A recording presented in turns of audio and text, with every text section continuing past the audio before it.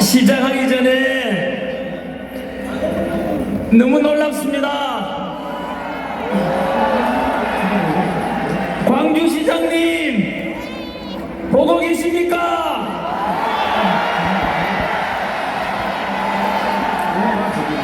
박지원 의원님, 광주 시민들이 그리고 전라도민들이 윤석열 대통령 석방하라, 탄핵을 반대한다, 그 목소리 위해서 이렇게 많이 모인 광주 시민과 국민들의 모습이 보이십니까?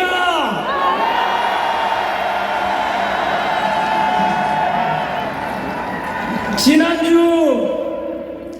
동계구역보다 더 많이 온 것 같습니다.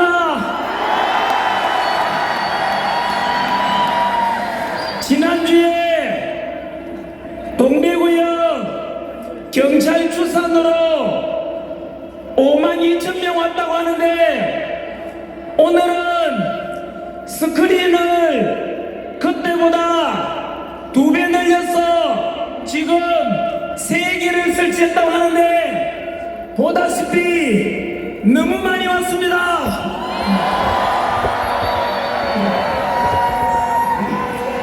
광주 시민 여러분, 사랑합니다.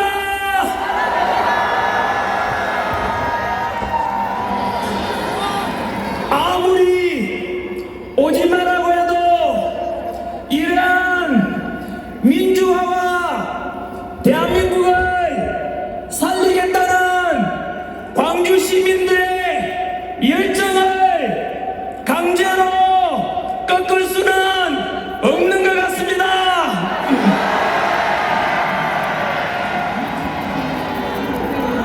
저는 방금 여기 올라서자마자 짧게나마 기도했습니다. 대한민국 희망이 있다. 대한민국 다시 살아나겠다. 윤석열 대통령 다시 일어나겠다. 그 희망의 주인공이 이 자리에 모이신 광주의 시민 외에도 전국에서 참석해 주신 여러분들이 그 대한민국의 희망, 윤석열 대통령의 희망, 그 주인공이십니다.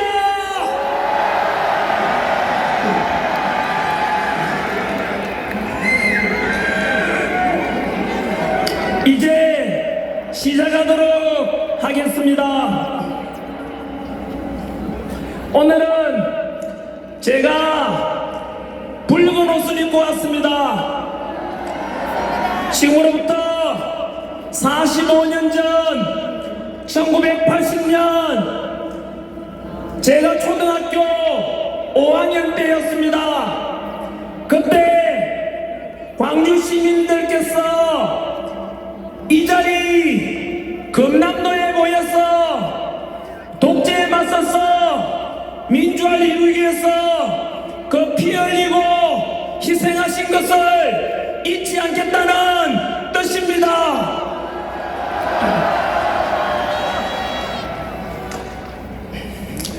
I am 크리스찬 전한길입니다.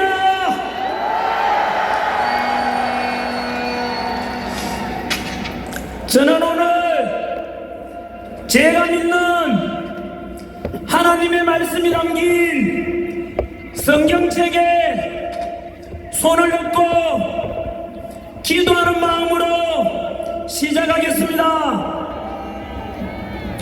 저는 하나님을 사랑합니다. 그리고 자유대한민국을 사랑합니다. 이렇게 기독교든 가톨릭이든 불교든 종교의 자유가 있고 표현의 자유가 있고 오늘 이 자리처럼 직접 이 자리에 그리고 동영상으로 보고 계시는 100만 명 이곳 빛의 도시 광주에서 함께 모여 독재자에 맞섰던 5.18 희생정신을 기억하자. 더불어 독재당에 맞선 윤석열 대통령을 지켜내자. 개몽령을 통해서 국민들을 일깨워주신 윤석열 대통령 석방하라. 이렇게 마음껏 외칠 수 있는 이런 자유민주주의 대한민국이 너무 좋지 않습니까, 여러분? 오늘 2025년 2월 15일 이 시간에는 우리 대한민국 모든 국민들이 이곳 광주를 주목하고 있습니다. 오늘 우리의 선택이 역사를 바꿀 것이며 그 역사의 현장의 주인공들이 바로 여러분들입니다.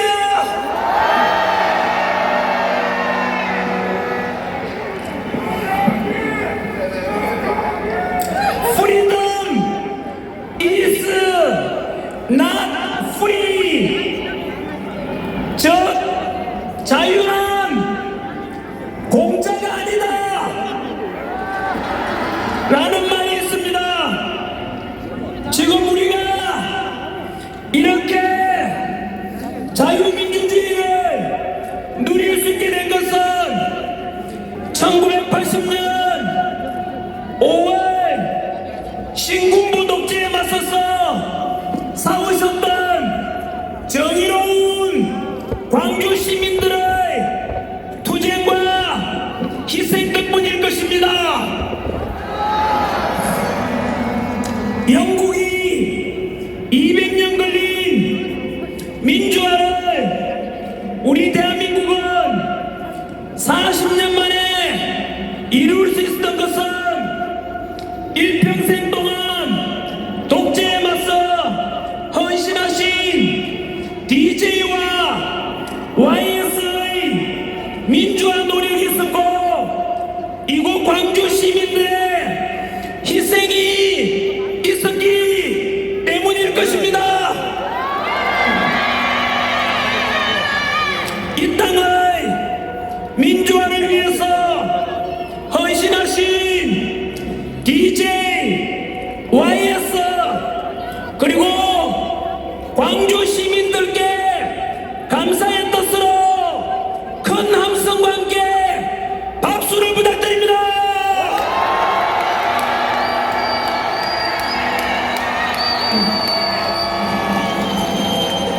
저는 경상도 출신이지만 광주를 사랑합니다.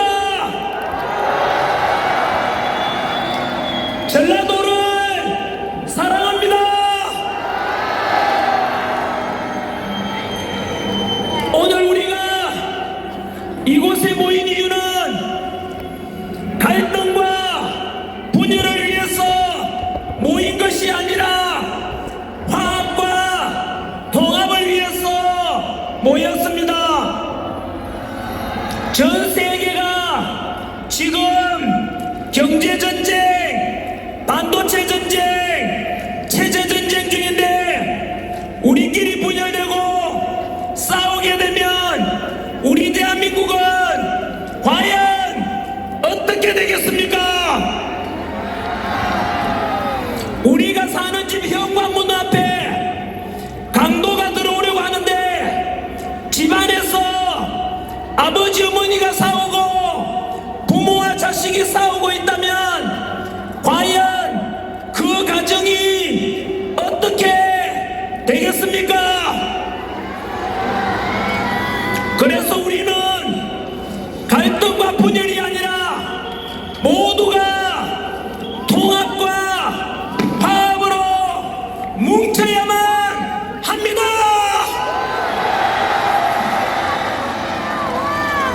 호남도 대한민국이고 영남도 대한민국이고 충청도 대한민국이고 강원도 대한민국이고 경기도 대한민국이고 제주도 대한민국이고 700만 제외 교포도 모두 대한민국의 국민이며 북한 김정은 정권은 반대하지만 공산당 치하에서 고통받고 있는 2,500만 북한 동포들도 모두 같은 한민족이기에 남북평화 통일을 이루어서 우리 한민족 모두가 하나 되어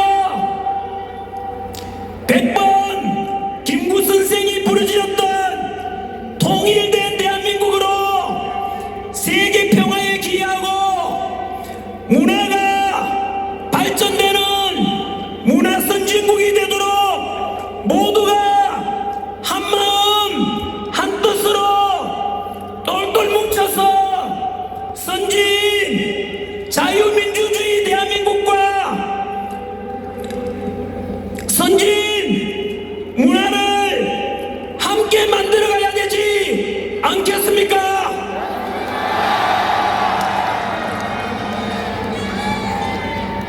그래서 우리는 오늘부로 지역 갈등의 역사는 종식시키고 영남과 호남과 충청과 경기와 강원과 제주가 모두 하나된 대한민국을 우리 2030 세대들과 미래 세대들에게 통합된 대한민국을 물려줘야 되지 않겠습니까?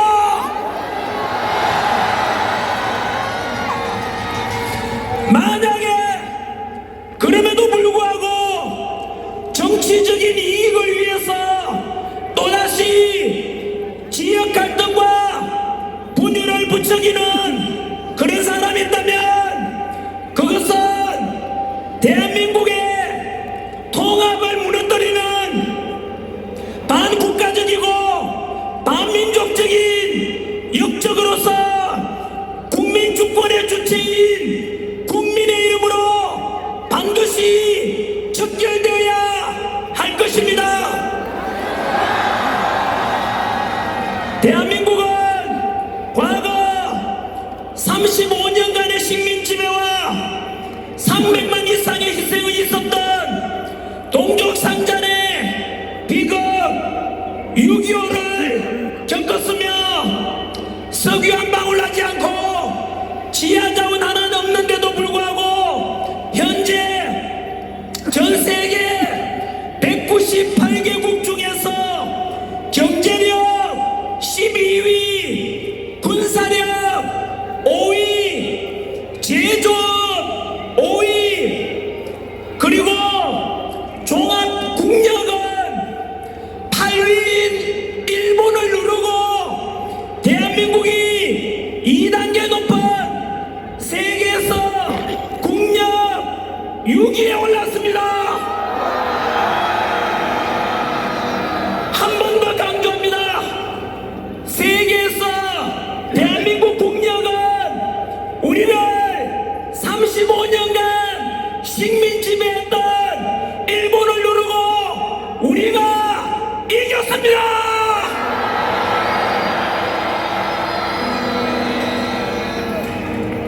여러분, 지난해 우리나라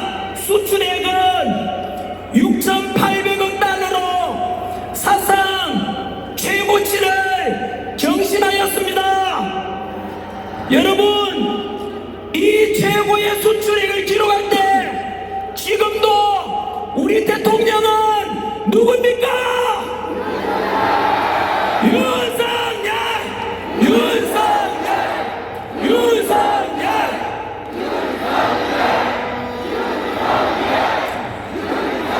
여러분, 우리 대한민국 그리고 우리 국민 정말로 대단하지 않습니까?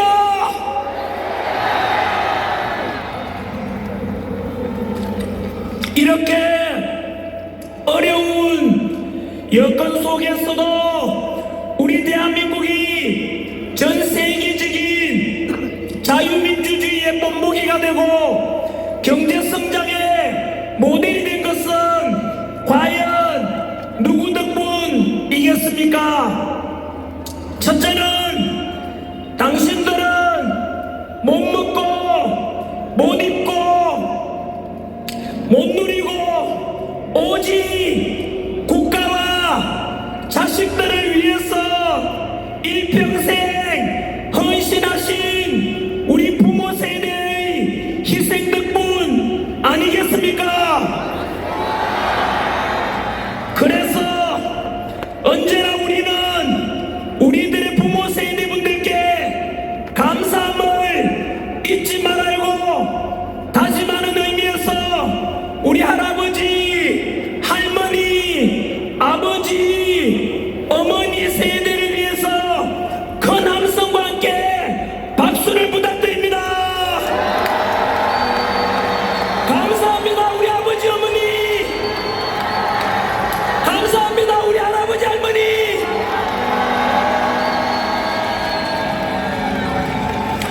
둘째는 당시 냉전 속에서 비록 헌법 정신에 어긋나는 3.15 부정선거의 과오는 있었지만 그럼에도 불구하고 자유 대한민국을 지켜야만 한다고 6.25 전쟁을 막아내고 한미 상호방위 조약을 체결해서 철저한 한미동맹의 토대를 마련한 덕분에 지금 우리가 성조기와 태극기를 함께 흔들면서 무려 70여 년간 전쟁 없이 이렇게 평화롭게 살 수 있도록 토대를 마련해 주신 이승만 대통령의 위대한 업적임을 부인할 수 없을 것입니다.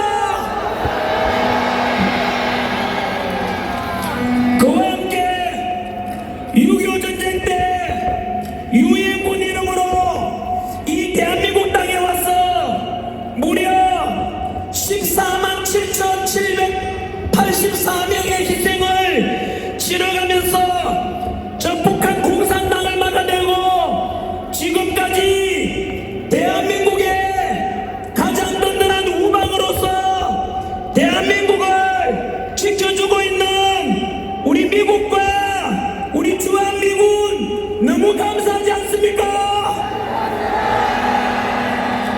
성조기와 태극기를 자랑스럽게 흔들어 주십시오. 주한미군 여러분 너무 고맙습니다.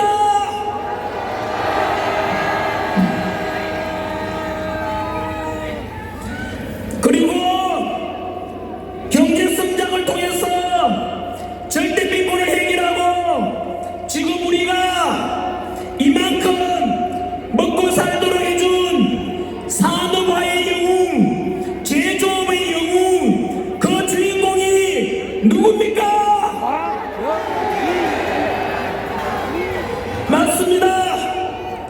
박정희 대통령 같은 위대한 지도자 덕분에 지금 우리 대한민국이 있음을 절대 잊지 말아야 할 것입니다. 광주 시민 여러분, 그리고 전라도와 모든 국민 여러분, 우리는 과거에 위기를 겪을 때마다 우리 국민들이 똘똘 뭉쳐서 극복했습니다. 일제강점 발전기 식민지배 속에서도 목숨 건 독립운동이 있었고 6.25 전쟁 때 역시 똘똘 뭉쳐서 저 북한 공산당을 막아냈고 97년 IMF 외환위기 때 모두 하나가 되어서 건모으기 운동을 통해서 세계에서 가장 단기간에 외환위기를 극복하였습니다. 지금의 대한민국 정치, 경제적 위기 역시 우리 모두가 하나 되어 뭉친다면, 그리고 윤석열 대통령이 복귀한다면 우리는 반드시 극복할 것이고, 그래서 보다 더 통합되는, 보다 더 선진화된 대한민국을 우리 2030 세대들에게, 미래 세대들에게 물려줄 수 있지 않겠습니까? 우리는 할 수 있습니다. 우리 대한민국 국민들은 당연히 할 수 있습니다. 우리 다 같이 2002 월드컵 때처럼 다시 대한민국을 위하여 구호 5번 외치겠습니다. 물론 윤석열 대통령도 이 대한민국 속에 포함되어 있습니다. 오랜만에 한번 같이 외쳐보시죠. 자, 5번 연주하겠습니다. 대한민국! 다시 하겠습니다. 대한민국 하면은 짝짝짝짝짝 오랜만에 하니까. 자, 다시 대한민국! 대한민국! 대한민국! 대한민국! 대한민국! 네, 너무나 함성 소리, 대한민국을 외치는 소리가 듣기 좋고 힘이 납니다만은, 현재 대한민국의 현실은 다들 알다시피 비상계엄과 탄핵정국 속에서 야당과 사법부의 부당한 공격으로 우리 윤석열 대통령은 구치소에 억울하게 갇혀 계십니다. 정치와 경제가 지금 무너지기 직전에 와 있고, 전 세계가 지금 경제 전쟁 중인 상황 속에서 대한민국은 지금까지 우리가 이룩한 자유민주주의와 선진 대한민국이 침몰 위기와 함께 자유민주주의 체제 자체가 붕괴 직전에 와 있음을 우리 모든 국민이 냉철하게 진단하고 현명하게 대처하는 것이 어느 때보다 중요할 것입니다.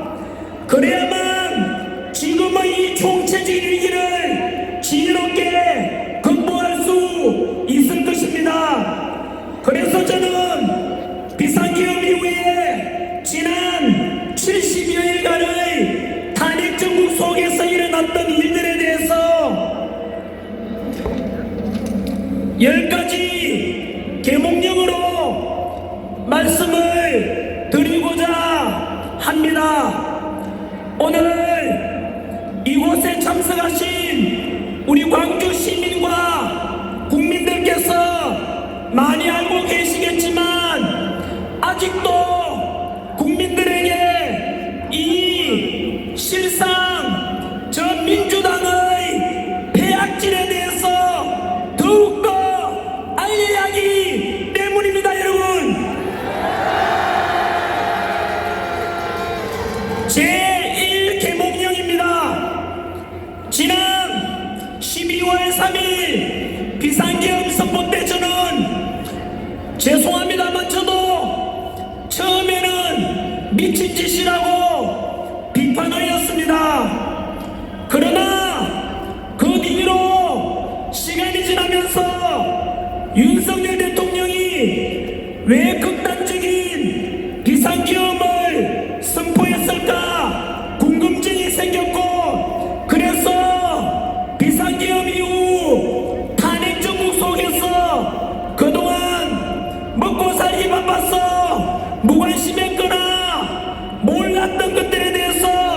많은 것을 알게 되었고, 그 결과 먼저 발견한 2030 세대들에 뒤이어서 저 역시 비상계엄은 곧 계몽령이라는 것을 깨닫게 되었습니다. 175석의 거대 야당 민주당의 반민주적이고 행정부와 국가를 마비시키고자 했던 수많은 폐악질들을 알게 되었습니다. 175석의 거대 야당 민주당은 우리가 초등학교 사회책에서 배웠던 다수결의 원리와 소수 의견 존중과 서로의 양보와 타협은 처음부터 찾아볼 수가 없었습니다. 윤석열 대통령이 대통령으로 당선되고 취임식을 하기 전부터 시작해서 대통령 탄핵까지 2년 동안에 무려 178회에 걸친 대통령 퇴진과 탄핵을 주장했던 것을 새롭게 알게 되었습니다. 심지어 대통령이 대한민국의 원수이자 행정부 수반으로서 국회에 연설하러 가는데 거대 민주당은 아예 국회 본회의장을 나가버렸습니다. 두 번째 갔을 때는 대통령 퇴진을 주장하면서 피켓을 들고 시위와 야유만 보냈습니다. 미국의 경우만 보더라도 공화당이든 민주당이든 적어도 대통령이 국회에 연설하러 올 때는 모두 같이 환영하고 박수를 보내주는데, 그것이 국가원수에 대한 최소한의 입법부의 품격일 건데, 어떻게 대통령이 국회에 연설하러 갔는데 민주당은 아예 본회의장을 빠져나가버리고 피켓 들고 야유와 퇴진 주장을 할 수 있는지 참으로 경악을 금치 않을 수가 없습니다. 이것은 국회의 품격을 무너뜨리고 국민이 뽑은 국가원수이자 행정부 수반인 대한민국 대통령을 아예 대통령으로서 인정하지 않으려는, 또한 정당한 선거에 의해서 당선된 대한민국 대통령 민주주의에 대한 정면 도전이고 파렴치 않은 짓이며 나아가 반국가적인 행위가 아니고 무엇이겠습니까? 어떻게 대통령이 취임하기도 전부터 탄핵을 178번이나 한다는 것이, 이게 과연 대한민국의 민주당 맞습니까?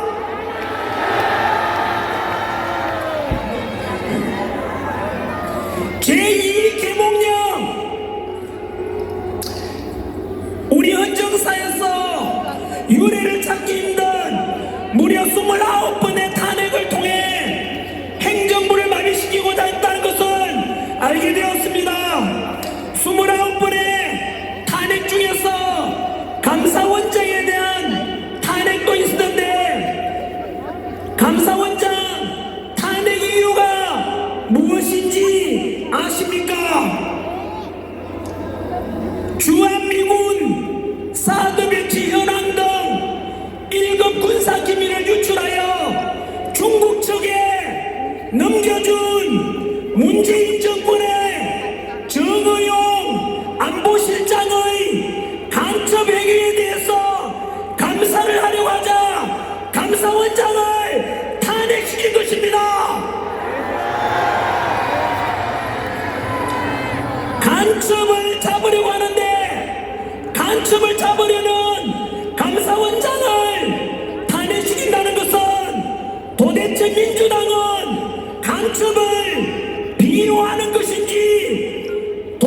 민주당은 대한민국의 정당이 맞는지 민주당은 답변하라.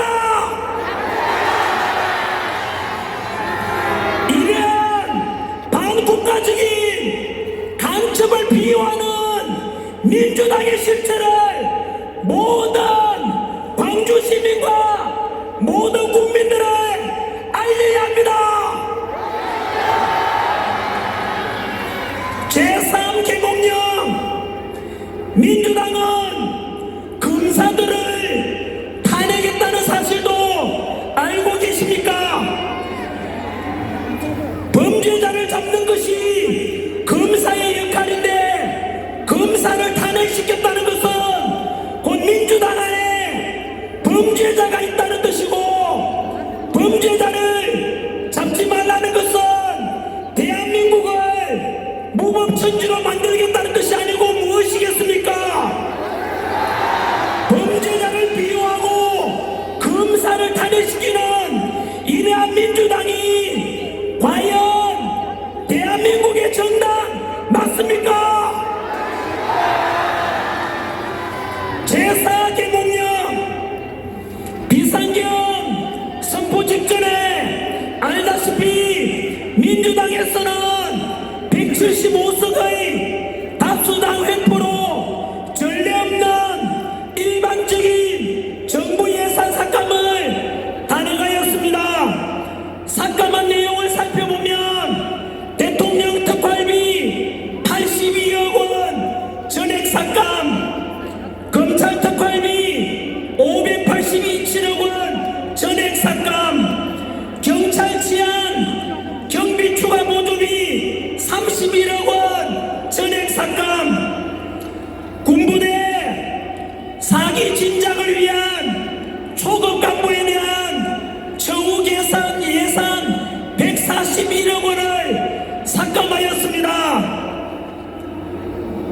여러분, 대통령 특활비를 빵원으로 만들었다는 것은, 이것은 대통령을 나가라고 하는 것이고 행정부를 마비시키는 것이고 국민을 무시하는 반국가적인 행위입니다.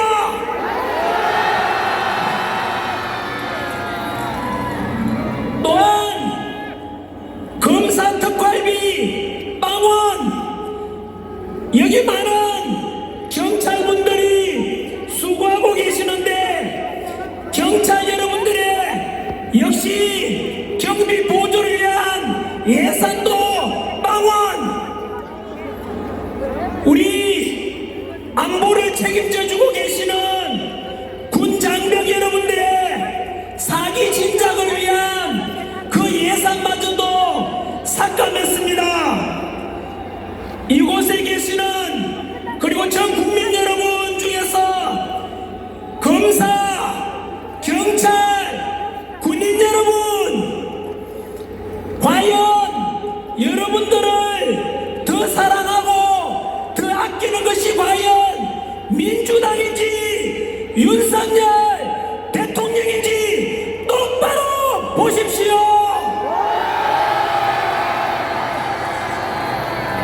제5개몽령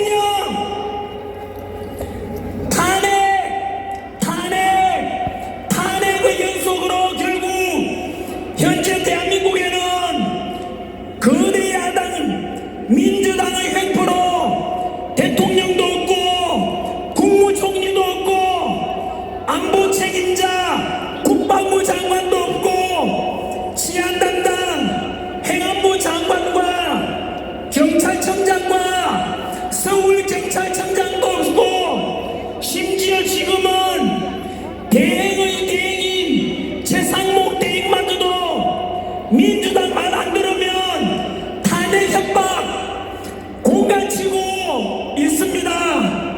이러다가 민주당은 모든 공무원들 다 탄핵시키고 행정부 마비시키고 마지막 제가 가르친 국어공무원까지도 탄생시킬 것 같습니다. 여러분,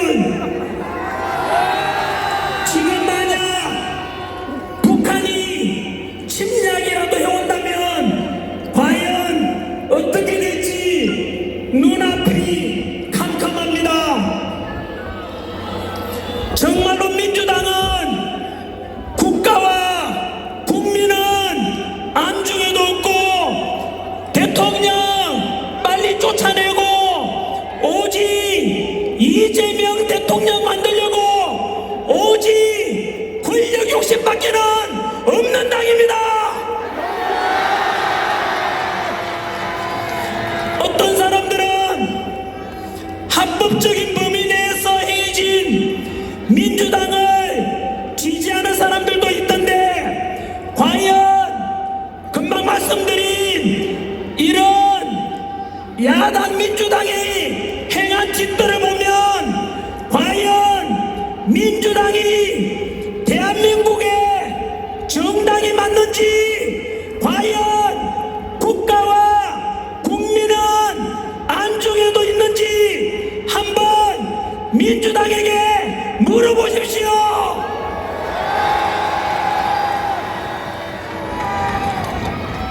제6개 목령,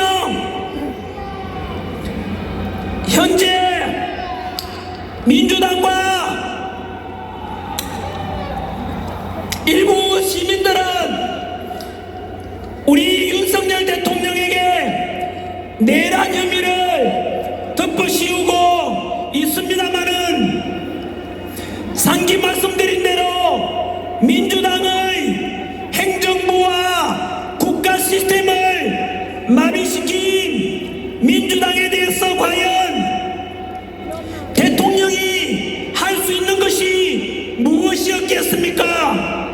결국은 국민들에게 이러한 민주당의 폐악질들을 알리기 위해서 비상기업이라는 특단의 조치를 할 수밖에 없었을 것이고, 사실 전환길이가 대통령이라 했대도 무조건 비상기업을 선포했을 것이고, 여기에 계신 모든, 전국에 계신 모든 국민들께서도 이 사실들을 알고 나면 여러분들이 대통령이라 한들 비상계엄을 선포할 수밖에 없지 않겠습니까?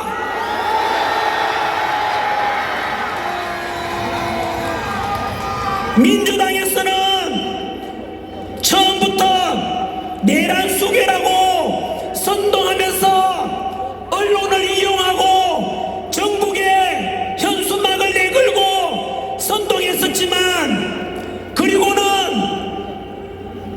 심지어 대통령이 북한 침략을 유도해서 외환까지 일으키고자 덮어씌웠지만, 결국 외환 선동도 모두 거짓으로 드러났습니다. 민주당은 거짓말당입니다. 사기당입니다. 지금 대통령의 내란죄 관련해서도 현재 헌재에서 심리 중에 또 정의 출석으로 나오는 분들의 이야기를 들어보면 관련된 군인들의 증언도 야당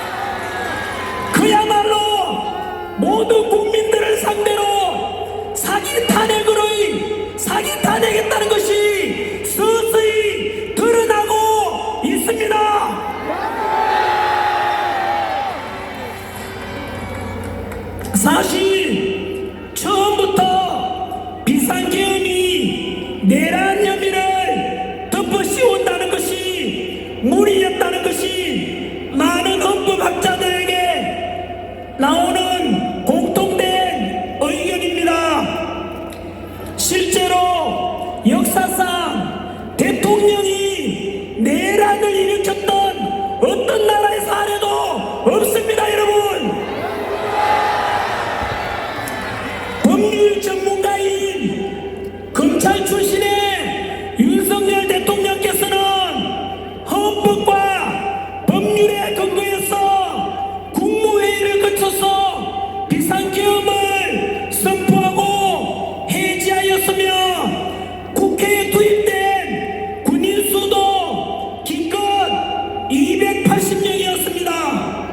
여러분, 5.16 군사정변 때 동원된 군대가 3만 5천 명,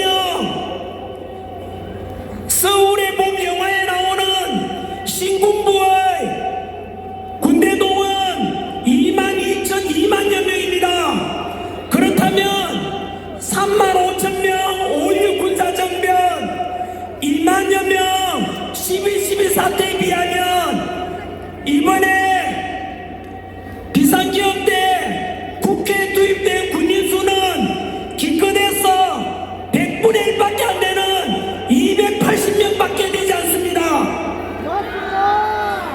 그리고 그 280명으로서 국회를 장악하고자 한다는 게 말이 됩니까? 또한 국회에 투입된 군인들에게 실탄 지급도 되지 않았습니다. 이것은 무엇을 말합니까?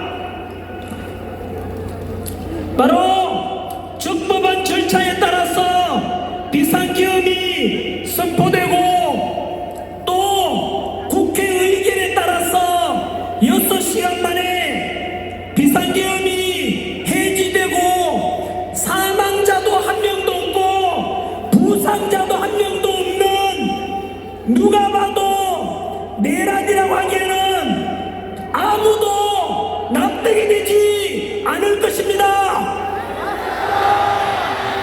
오히려 대통령 측의 주장대로 민주당의 폐악질로 국가와 행정부가 마비된 상태에서 어쩔 수 없이 대통령으로서 고유한 통치권 행사라고 보는 것이 현재 국민 대다수의 여론입니다.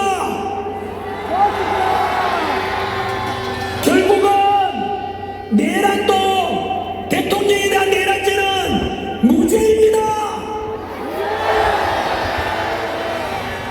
비상계엄 선포 때 10%대 지지율이 지금은 마의병 40%를 넘었고, 지난주를 계기로 50%를 넘었고, 오늘 우리 광주에 모이신 우리 시민들과 국민들의 연화와 같은 지지로 곧 60%를 넘고 70%를 가게 될 겁니다.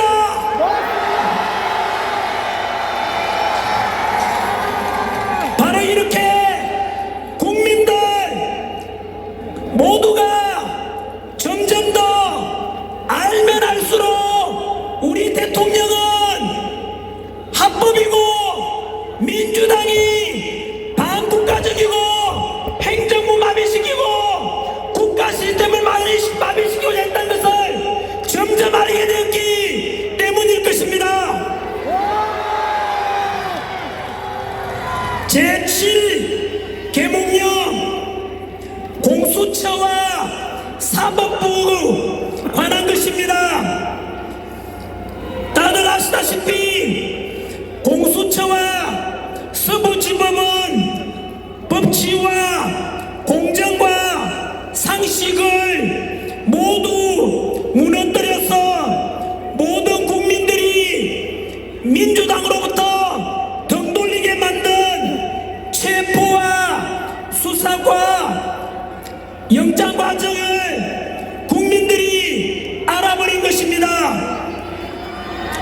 다들 알다시피 공수처는 내란 범죄에 대한 수사권이 없습니다. 수사권도 없는 공수처에서 수사를 진행했고, 또 관할 서울중앙지법이 아니라 서부지법에 영장을 신청한 것도 모두가 이상하다고 했는데, 알고 보니 공수처장 오동훈, 서부지법 영장 담당 판사 이순영 모두가 좌파 사법부 내에 하나회 같은 좌파 카르텔 우리법 연구회 소속이었습니다.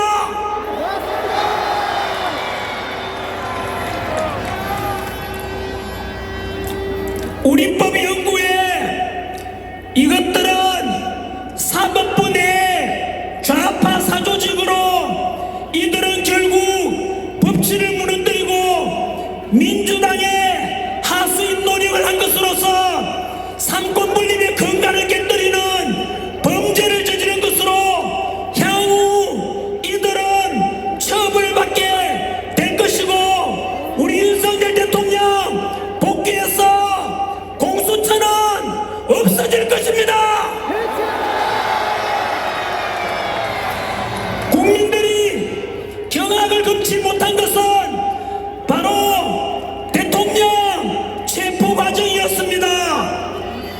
형이 확정되기 전까지는 무죄 추정의 원칙에 따라서 사상 초유의 현직 대통령에 대한 체포라면 최소한의 예우를 갖추어 방문 조사도 할 수 있고 서면 조사도 할 수 있는데, 이들은 민주당의 사주를 받고 전 세계가 지켜보고 있는 상태에서 국격은 생각지도 않고 오직 망신주기식으로 체포를 시도하였습니다. 당시 다들 아시겠지만 민주당에서는 경찰이 총 맞더라도 끌어내라고 하였습니다. 그때 저는 경악을 금치 못했고, 민주당은 국민의 생명과 안전은 안중에도 없다는 것을 알게 되었습니다. 국민 여러분, 어떻게 국회의원이 우리 대한민국 경찰에게 총 맞더라도 끌어내라고 할 수가 있습니까?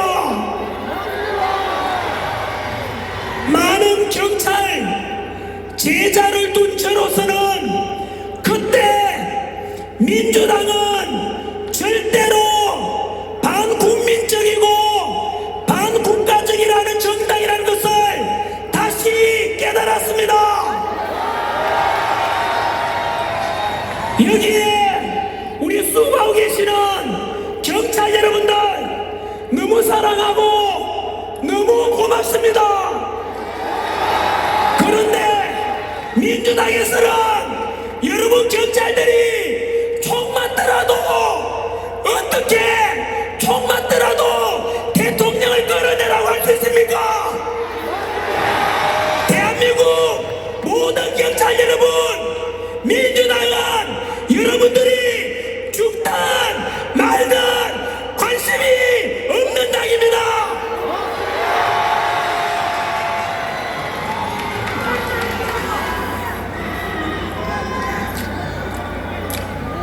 반대로 당시 우리 대통령께서는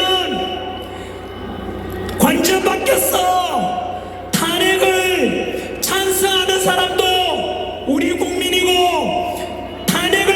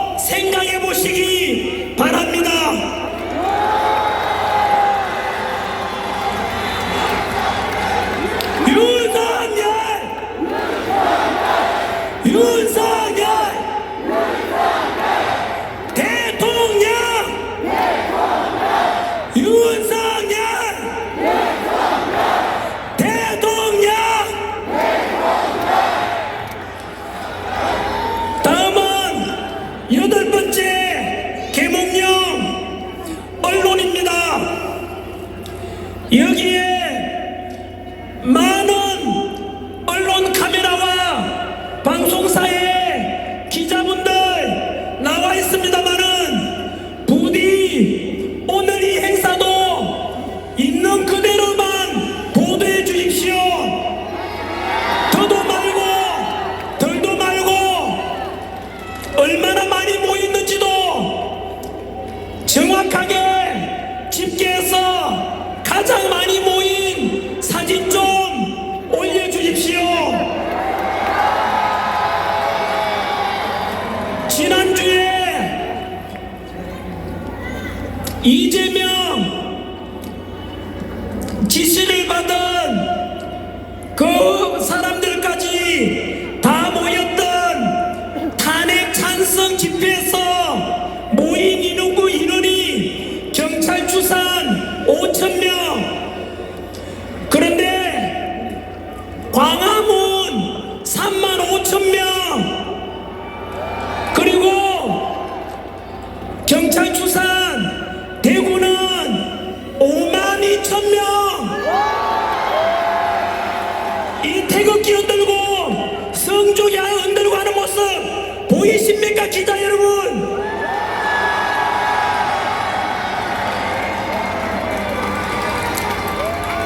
왜곡 보도하지 마시고 탄핵 찬성하는 쪽의 집회 인원은 반대하는 쪽보다 10분의 1도 안 되고, 탄핵 반대하는 쪽이 요즘은 10배를 넘어 20배 이상이 더 많습니다. 그런데 여기에 양심 찔리는 기자분들 많을 것입니다. 탄핵 찬성하는 쪽에는 조금 모여도 많이 모인 것처럼 사진 보내고, 탄핵 반대하는 쪽에는 10배, 20배가 많은데도 일부만 찍어서 똑같이 적은 것처럼 왜곡 보도하는 그런 언론 기자들은 부끄러운 줄 알아라.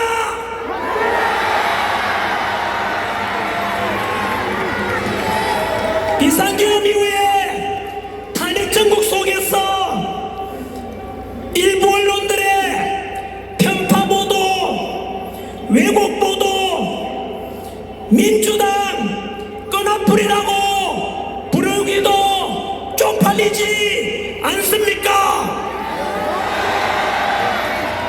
저보다 더 젊은 기자분들 부디 기자가 될 때는 나름대로 공부 열심히 하고 부모님께 효도하고 국가를 위해서도, 그리고 언론인으로서 국민의 알 권리를 위해서 열심히 기자 생활 하겠다고 해놓고는 지금 보면 양심에 찔리지 않습니까? 부디 영혼까지는 팔지 마십시오. 뿐만 아니라 민주당과 한 끈앞풀이 된 한 톡속, 오늘 제가 직접 어느 방송인지 어느 언론사인지 말할까요? 제가 말하는 순간 그 언론사들은 모든 국민들로부터 버림을 받게 될 것이고, 거짓 보도, 왜곡 보도하는 것은 국민들을 속이는 것이므로 즉시 문 닫게 될 것입니다. 하지만 오늘은 실명은 말하지 않겠습니다. 한 번 더 기회를 주겠습니다. 언론에게 우리가 왜곡 보도하는 것이 아니라 제발 있는 그대로라도 보도해달라는 것입니다.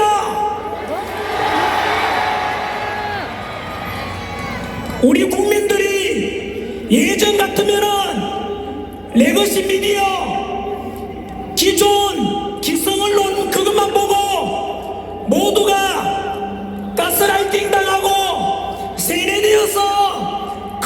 언론사 시키는 대로, 민주당 시키는 대로 종이 되고 개가 되어서 따라갔겠지만 이제는 속지 않습니다.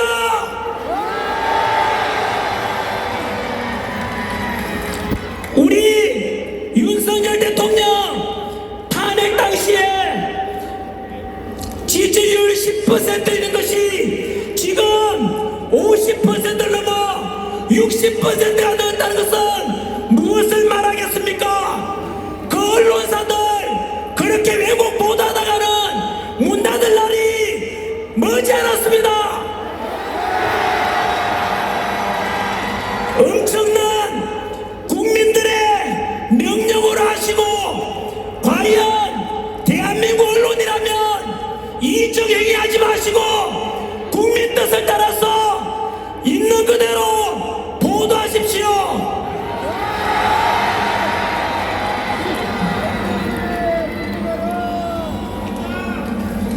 오늘도 저 뒤에 쿵쿵하는 소리 들리지만 또 나중에 보도하는 거 아닐 것입니다. 우리보다 10분의 1도 안 됩니다, 여러분. 우리가 10배가 많습니다.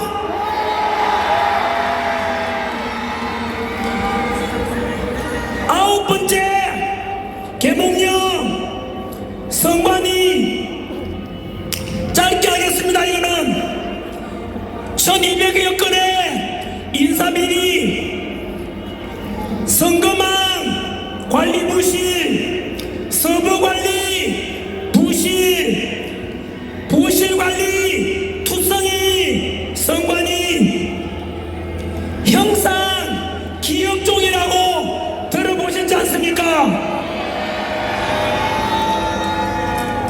현재 정인으로 나오신 국정원 차장 백종욱의 정언에 의하면 금방 말씀드린 대로 너무나 부실관리, 해킹 가능성이 크고, 이러한 선관위는 혁신적인 개선, 제가 제안했던 대만식 수개표, 수집계까지 다 해야 됩니다.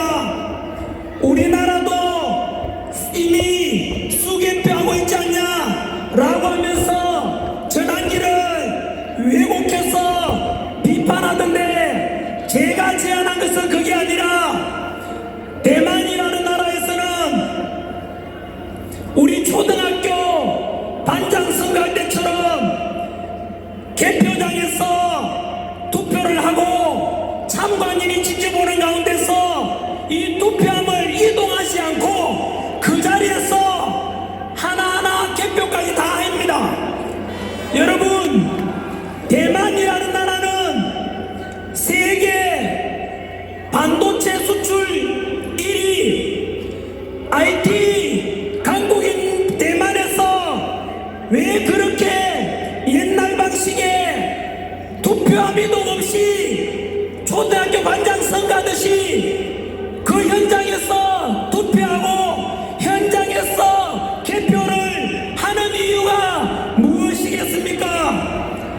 바로 우리 100세가 넘은 할머니들께서도 그 소중한 한 표를 행사하시려고, 내 표가 소중하다고 주권 행사하시는 그 할머니 한 표 한 표가 소중하지 않습니까? 그 한 표 한 표라도, 단 한 표라도 속임없이 있는 그대로 국민의 뜻을 반영하겠다는 것이 진정한 직접민주주의, 주권민주주의 실현하는 방법 아니겠습니까? 이렇게 수많은 의혹이 있다면은 야당이든 여당이든 혁신적인 투표와 개표와 집계까지 의혹이 없도록 개선해야만이 다음 대통령 선거든 국회의원 선거든 지자체 선거든 간에 국민들이 신뢰하고 투표장으로 가고 할 것 아니겠습니까, 여러분? 만약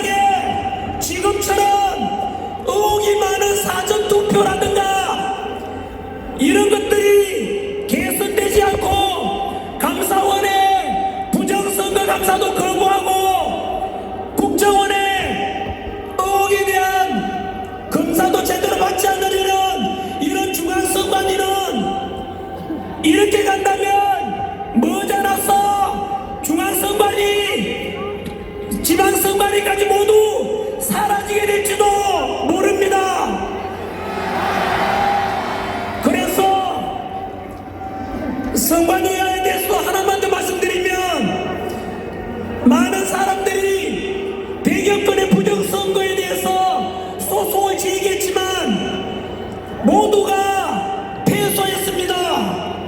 선관위에서는 말하기를 그 봐라 부정선거는 없다 아닌가 모두 패소하지 않냐라고 하지만 여러분 부정선거를 제기하면 그 부정선거에 대해서 재판하는 사람이 바로 대법관이 중앙선관위원장을 겸업하고 있습니다.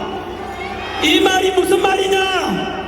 내가 부정선거 의혹이 있어서 재판에다가 소송을 제기하면 그 재판관이 곧 선관위와 한 통속이라는 뜻입니다, 여러분.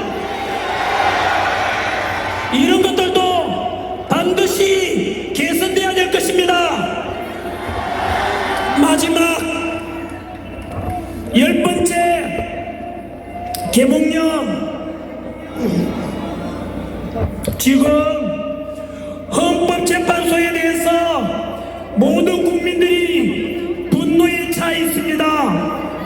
그동안 우리는 헌법재판소라면 가장 권위 있는 헌법을 심판하는 독립기관이며 헌법재판관들은 가장 능력 있는 헌법 전문가로서 오직 헌법과 법률과 양심에 따라서 심판한다고 믿어왔습니다.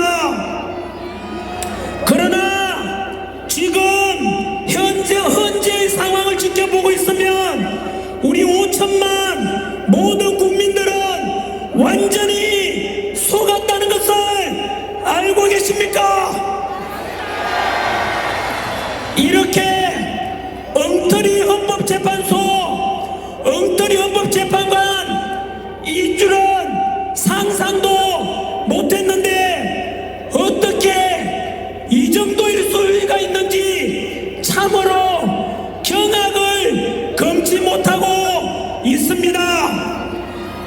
이러한 헌법재판소의 권위를 어느 누구가 인정하겠으며 이러한 헌법재판관들의 심판을 누가 승복하며 누가 납득할 수 있겠습니까?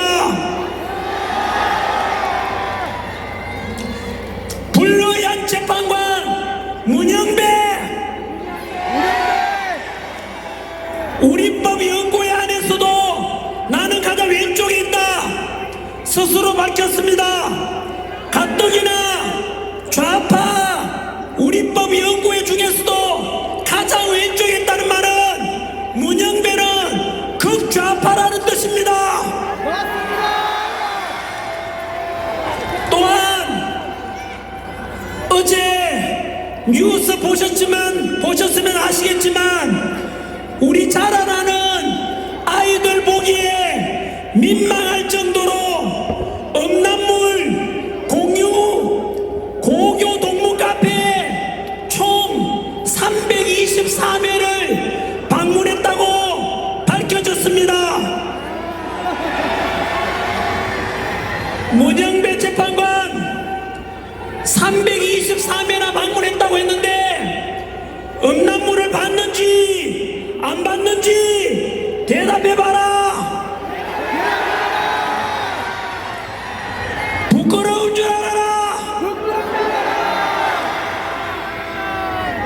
부끄러운 줄 안다면은 빨리 사퇴하라. 두 번째 불리한 재판관 이미선 역시 우리법 연구회 소속 자신의 친히 여동생 이상희 변호사는 윤석열 대통령 퇴진위원회 부위원장입니다. 여러분 자신의 여동생이 윤석열 대통령 퇴진을 주장한다면 본인이 양심이 있다고 그리고 염치가 있다면 법적으로 재판 회피 신청하고 국민 여러분 죄송합니다. 제 여동생이 한쪽에 치우쳐 있는데 제가 어떻게 공정한 심판을 하겠습니까? 사표를 쓰거나 재판 회피하는 것이 염치가 있을 건데 지금 침묵 가고 있고 얼굴 뻔뻔히 들고 있는 것은 염치가 없다는 뜻이고, 염치가 없다는 것은 곧 파렴치 아니겠습니까? 이민수는 사퇴하라! 세 번째 불로한 재판관 정계선, 남편 황필기 변호사는 윤석열 대통령 탄핵 시국 선언에 동참한 사람입니다. 한 집에 살면서 남편은 대통령 퇴진을 주장하는데 그 아내 되는 사람이 과연 공정한 심판을 할 수가 있겠습니까? 우리법 연구에 소속 역시 이해 충돌 과정 재판 회피 신청하고, 그렇지 않으면 정계선은 사퇴하라! 네 번째 불리한 재판관 정정민, 국회 인사청문회에서 대한민국의 주적이 누구냐고 물었는데 개인적으로 밝힐 수 없다고 하였습니다. 여러분, 지금도 휴전선에서는 우리들의 아들, 우리들의 조카, 우리들의 동생, 우리 오빠가 목숨 걸고 휴전선 지키고 군사훈련 받고 혹시나 북한군이 쳐들어올까 싶어서 맞서고 있는데, 헌법재판관이 되어서 우리의 대한민국 주적은 북한이라고 말할지도 못하는 이런 헌법재판관이 과연 자유민주주의를 수호하고자 하는 우리 윤석열 대통령을 탄핵한다는 것이 말이 됩니까?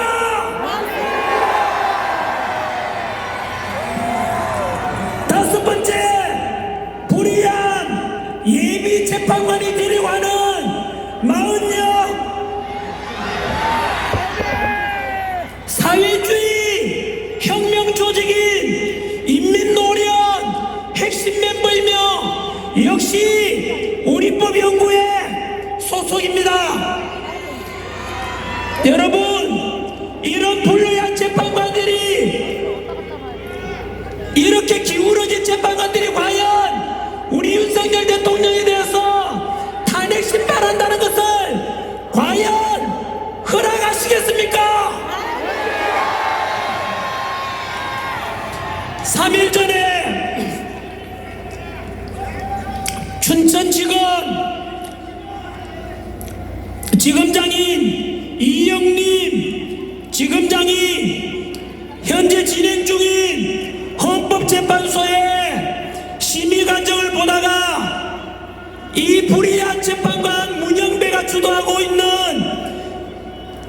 대통령 탄핵 심리를 지켜보는데 너무 불법이 많고 너무나 기울어지게 운영하는 걸 보고 도저히 참다 못해서 공무원 신분임에도 불구하고 양심선언을 했습니다.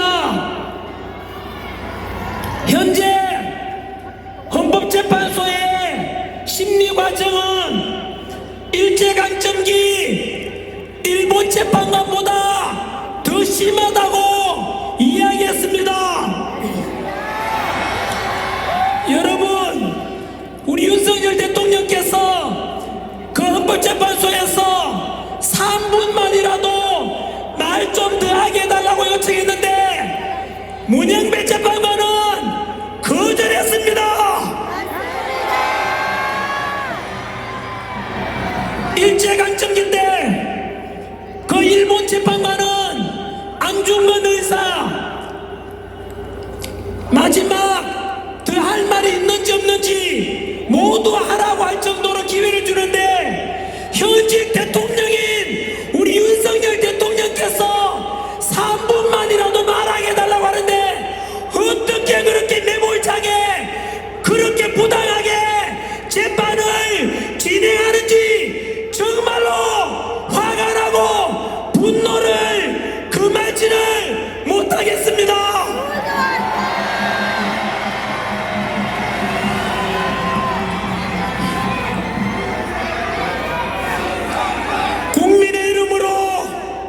명령한다.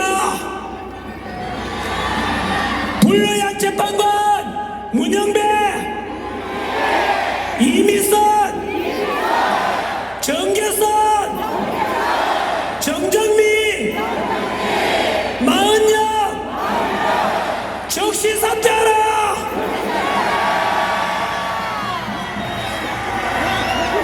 만약에 현재 우리 윤석열 대통령 지지율이 50%를 넘었고 60%가 넘을 건데, 이런 국민의 지지를 받고 자유민주주의를 수호하고자 하는 우리 윤석열 대통령을 만약 탄핵 인용하고 파면하게 된다면 우리 국민들은 모두 들고 일어나 국민혁명을 일으킬 것이다.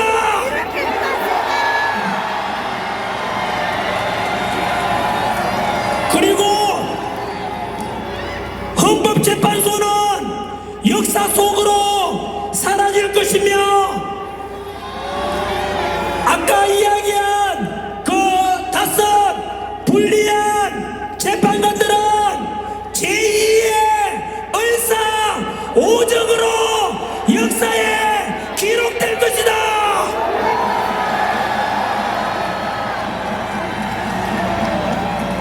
헌법재판관들, 이 국민의 요구가 이 펄럭이는 태극기와 윤석열 대통령을 간절히 직무복귀시킬 것을 명령하는 것이 보이는가?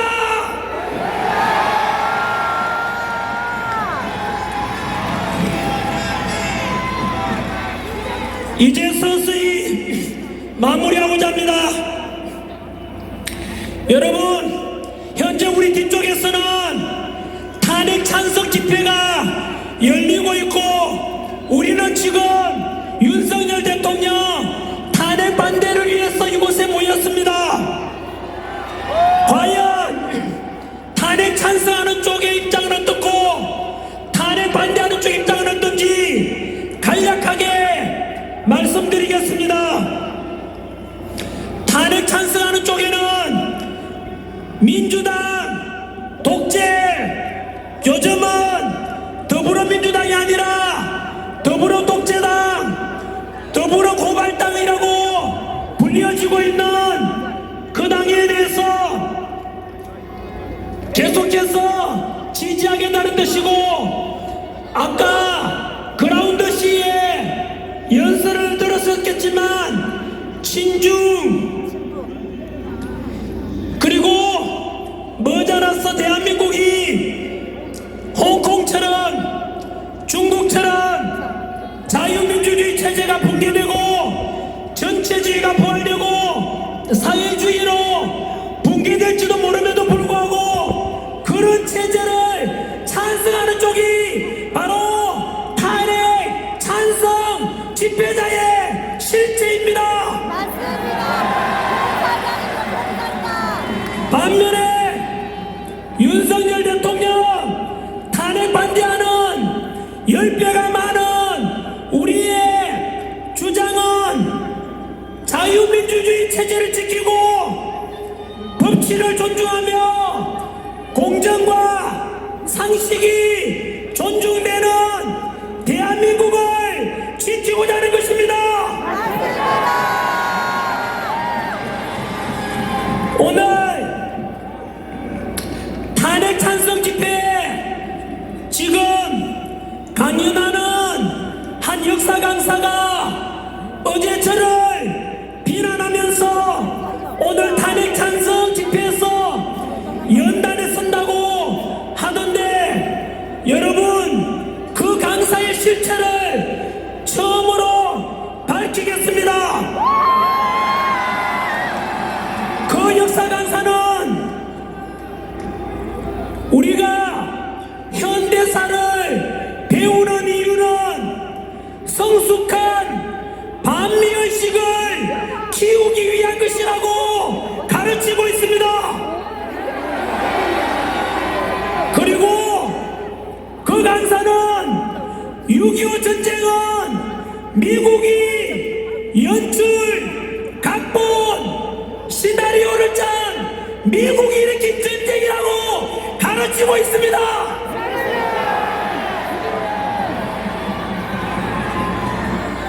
반면에 전한길은 우리 현대사를 배우는 이유는 자랑스러운 대한민국의 정치민주화와 경제성장과 그리고 철저한 한미동맹을 통해서 자유민주주의를 수호하고 이렇게 전세계에서 석유 한 방울 안 나고 그리고 지하자원 하나 없지만 우리 국민들은 위대하며 그 덕분에 북한 공산당보다 GDP도 30배가 높고 전세계 국력 6위까지 오른 우리 대한민국 지도자도 훌륭하고 국민들은 위대하다고 가르치는 전한길과 누가 더 올바른 역사 강사입니까?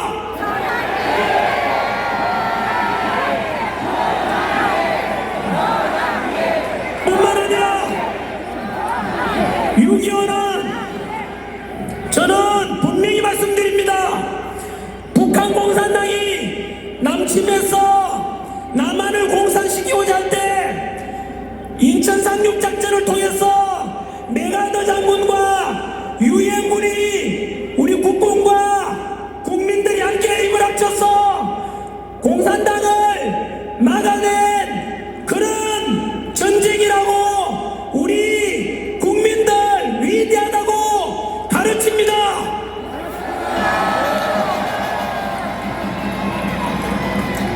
혹시나 이 방송을 보거든 그 역사 강사는 이제 부끄러운 줄 알고 사과를 하든지 그렇지 않으면 이 역사학계를 떠나길 바랍니다.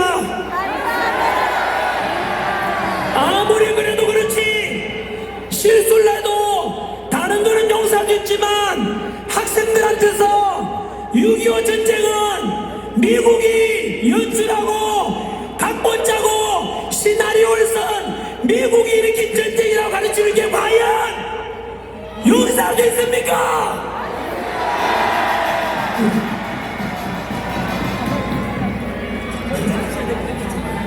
기차 못 타도 됩니다.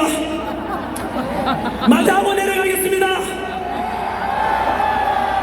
끝으로 70년대, 80년대, 90년대 민주화 운동을 하셨던 분들께 묻습니다. 지금 민주당이 행하는 것들에 대해서 제가 짧게 나열할 텐데 과연 이런 것들에 대해서 왜 침묵하는지 묻고 싶습니다. 전한길은